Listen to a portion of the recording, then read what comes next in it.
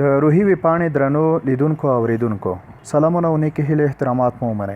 تمه ده چې تاسو به روغ جوړ خوشحاله او د صحت په کلوي کې نغښتي وئ. درنو لیدونکو او اوریدونکو دا ځل مو د مطالعې په ارزښت او اهمیت باندې خبرې کړي دي. آیا پوهیږئ چې مطالعه مو روغ خوښ ساتي؟ دا چې مطالعه څنګه روح ته تازګي او خوښي ورکوي، څه ډول مو له ناخوښیو نه د خوشحاله ژوند کولو لور ته بیایي او د مطالعې کولو فواید څه دي؟ نو دا ټول هغه څه دي چې په دې لنډه ویډیو کې تاسو ترلاسه کولی شئ.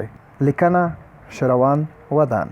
مطالعه څه ده؟ پر یوه څه خبرېدلو یا کتاب په دقت سره ویلو ته لوستنه یا مطالعه وایي، چې معنا یې د تحصیل او درس ویل دي. خوښي هغه څه ده چې انسان ورته تل اړتیا لري. په ژوند کې د ټولو انسانانو خوښي ګډ هدف دی چې ټول یې د لاسته راوړلو هڅه او په لټون کې دي. د دې لپاره چې خوښي ترلاسه کړو او تل خوښ واوسو، نو باید تل لوستنه یعنی مطالعه وکړو، چې لوستنه د انسان معلومات زیاتوي او د هغه خبرو کولو مهارت پیاوړی کوي. لوستنه د هر فرد لپاره ډیره مهمه ده چې انسان له نړۍ او دینی اصولو څخه خبروي. انسان ژبه ګړندۍ کوي، د ښو او بدو ترمنځ توپیر کولی شي، نوښتونه رامنځته کوي، فصاحت او بلاغت ور په برخه کوي، په هر څه کې زیره کوي، استدلال، پوهې، شننې او د درک قوه غښتلي کوي. شخصي او ټولنیزو اړیکو ته قوت وربخي، د ټولنې فرهنګ لوړوي، د ژوند کولو هنر را زده کوي، ښه ژبور ویناوال درڅخه جوړوي، د روحي فشارونو په مقابل کې ښه رول لوبوي، ښه احساس درکوي، فکري تمرکز زیاتوي او شخصیت ته وده ورکوي، چې په ټوله کې هر څه وغواړئ نو په کتاب کې ترلاسه کولی شئ. همدا لوستنه ده چې انسان له تورو تیارو د جهل له تورتمونو نه د رڼا لوري یا طرف ته راکش کوي. خو برعکس که لوستنه یا مطالعه ونه لرو، نو له پورته یادو شویو ښېګڼو به بې برخې وو، چې په پایله کې به له ګڼ شمېر نورو ستونزو او خنډونو سره مخ وو او د ژوند شپې ورځې به په تورو تیارو کې تېروو لکه ړنده. لوستنه نورې زیاتې ګټې لري چې انسان ورته په خپل ژوند کې اړتیا لري. لکه پوهان چې وایي تر ټولو ښه کتاب ملګری دی. سقراط وایي چې یوه ټولنه هغه وخت نیکمرغه کیږي چې ورځنۍ چارې د کتاب مطالعه وي.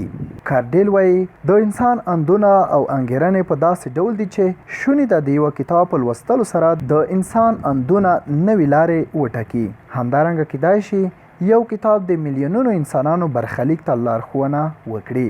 والټر وایي د کتاب پاڼې د وزرونو په څیر دي چې زموږ روح له نور او روښنایۍ سره یو ځای الوزوي. خو بل طرف ته ویکټور هوګو وایي نیکمرغه هغه څوک دی چې یو له دغو دوو شیانو څخه ولري، یا ښه کتاب او یا داسې ملګری چې کتاب مینهوال وي.